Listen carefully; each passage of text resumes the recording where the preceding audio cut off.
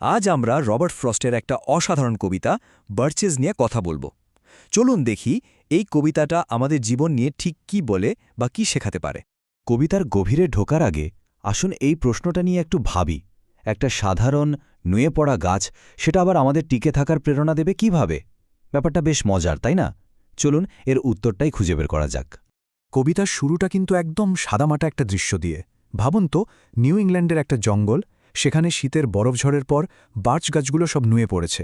কিন্তু জানেন কি, এই সাধারণ দেখতে দৃশ্যটাই আসলে এক গভীর চিন্তার জন্ম দেয় কবির মনে। আচ্ছা, কবিতাটা আরও ভালোভাবে বুঝতে হলে এর পেছনের কিছু তথ্য জেনে নিলে মন্দ হয় না, তাই না? যেমন রবার্ট ফ্রস্ট এটা লিখেছিলেন ১৯১৩ থেকে ১৯১৪ সালের দিকে। আর এটা লেখা হয়েছে ব্ল্যাঙ্ক ভার্সে, মানে অমিত্রাক্ষর ছন্দে, যা কবিতাটাকে একটা খুব সহজ, ঘরোয়া ভাব দিয়েছে। আর এর সুরটা ওটা একদম চিন্তাশীল আর নস্টালজিয়ায় ভরা। কবি কিন্তু জানেন যে গাছগুলো কেন নুয়ে পড়েছে। আসল কারণটা তার অজানা নয়, কিন্তু তিনি ইচ্ছে করেই বাস্তবতাকে একটু পাশে সরিয়ে রাখেন। আর প্রথমে একটা দারুণ সুন্দর কল্পনা করেন। ভাবেন হয়তো কোনো দুরন্ত ছেলে এই গাছগুলোতে দোল খেতে এসে এমনটা করেছে। আর এই যে ব্যাপারটা, ঠিক এখানেই কবিতার আসল মজাটা শুরু হয়। একটা দ্বন্দ্ব, কল্পনার বাস্তবতার মধ্যে। একদিকে যেমন আছে কঠিন সত্যি, ঠিক অন্যদিকে আছে মন ভালো করে দেওয়া একটা সুন্দর কল্পনা। আর পুরো কবিতাটাই কিন্তু এই দুটো জিনিসের টানাপোড়েন নিয়েই এগোয়। তাহলে ব্যাপারটা কি দাঁড়ালো? একদিকে আছে বাস্তবতা, মানে বরফ ঝড়। এটাকে জীবনের কঠিন বোঝা বা দুঃখ কষ্টের সাথে তুলনা করা যায়। আর অন্যদিকে আছে কল্পনা, একটা ছোট্ট ছেলের দোল খাওয়ার খেলা, যেটা আসলে শৈশবের সেই নিষ্পাপ আনন্দ আর স্বাধীনতার প্রতীক। কবিতায় এই যে বরফ ঝড়ের কথা বলা হচ্ছে, এটা কিন্তু শুধু একটা প্রাকৃতিক ঘটনা নয়। না, এটা আসলে জীবনের ওই কঠিন সময়গুলোর প্রতীক, যেগুলো আমাদের ওপর একটা ভারী বোঝা চাপিয়ে দেয়, আমাদের নুইয়ে খেলে। কিন্তু সবচেয়ে জরুরি কথাটা কি জানেন? এটা আমাদের বাঁকাতে পারে ঠিকই, কিন্তু ভাঙতে পারে না। আর ওই যে কল্পনার বালকটা, সে কিসের প্রতীক? সে হলো শৈশবের প্রতীক। মানে সেই সময়টার কথা বলছে যখন জীবনটা ছিল একদম চিন্তামুক্ত, শুধুই আনন্দ আর স্বাধীনতায় ভরা। আর কবি ঠিক এই সময়টাতেই, এই অবস্থাতেই ফিরে যেতে চাইছেন।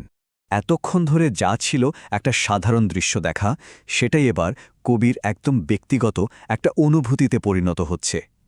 তিনি নিজেই বলছেন যে তারও ইচ্ছে করে আবার সেই বালকটি হয়ে উঠতে, সেই ছেলেটা যে কোনো চিন্তা ভাবনা ছাড়াই গাছে চড়ে দোল খেত। ফ্রস্টের নিজের মুখে শোনা যাক, আমিও একসময় বার্চে দোল খাওয়া মানুষ ছিলাম।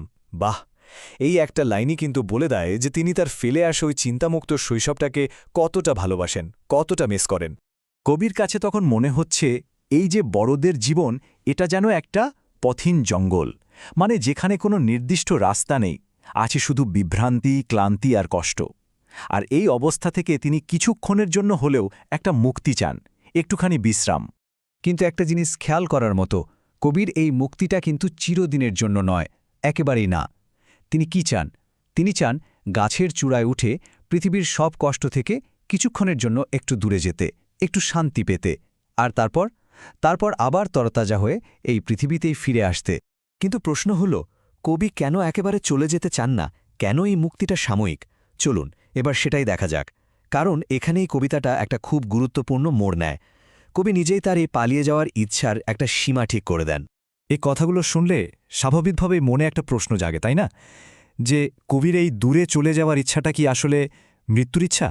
তিনি কি জীবন থেকে একেবারে মুক্তি চাইছেন? কবিতাটা কিন্তু এর একটা অসাধারণ আর খুব গভীর উত্তর দেয়। আর সেই উত্তরটা কি? কবিতাটার সবচেয়ে শক্তিশালী লাইনগুলোর একটা। কবি বলছেন, ভালোবাসার জন্য পৃথিবী সঠিক জায়গা, একেবারে দ্ব্যর্থহীন ঘোষণা। আর এই লাইনটাই কিন্তু পুরো কবিতাটার মূল কথা, এর কেন্দ্রবিন্দু। তার মানে কবির কাছে এই পৃথিবী আসলে কিসের প্রতীক?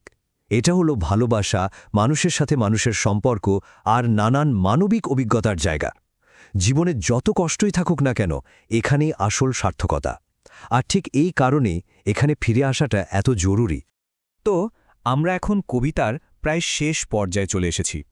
এখানে এসে কবির সব ভাবনাগুলো মিলেমিশে একটা সম্পূর্ণ জীবন দর্শন তৈরি করে। মানে কিভাবে একটা অর্থপূর্ণ জীবন কাটানো যায়, তার একটা সারমর্ম যেন আমরা খুঁজে পাই। কবিতার মূল বার্তাগুলো যদি এক জায়গায় করি, তাহলে কি দাঁড়ায়? প্রথমত, জীবন কঠিন, কিন্তু কল্পনা আমাদের মনে শান্তি আনে। দ্বিতীয়ত, আসল সুখ কিন্তু লুকিয়ে আছে খুব সাধারণ আনন্দ আর ভালোবাসার মধ্যে। তৃতীয়ত, জীবনে ক্লান্ত হয়ে পড়লে একটু বিরতি নেওয়া বা কিছুক্ষণের জন্য দূরে সরে যাওয়াটা মোটেই অন্যায় নয়, কিন্তু সবচেয়ে বড় কথা হলো নতুন আশা নিয়ে আবার জীবনে ফিরে আসা।